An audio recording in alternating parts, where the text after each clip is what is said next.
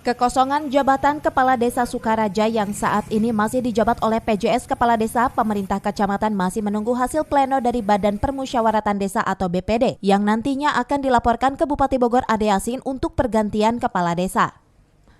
Kasih Pemerintahan Kecamatan Sukaraja Hendaya Zakaria mengatakan, kekosongan jabatan Kepala Desa Sukaraja yang sebelumnya meninggal setelah dilantik, pemerintah kecamatan telah berkoordinasi dengan DPMPD maupun pemerintah desa setempat untuk melakukan pemilihan ulang kepala desa baru.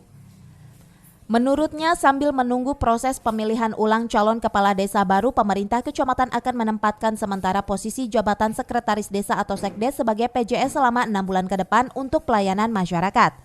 Sementara kita buat surat keputusan camat tentang pelaksanaan harian kepala desa sambil menunggu usulan BPD tentang pemberhentian kepala desa definitif karena meninggal dunia.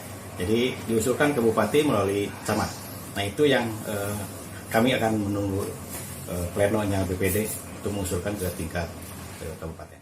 Dari Sukaraja, Kabupaten Bogor, Suhanda Abrizi melaporkan.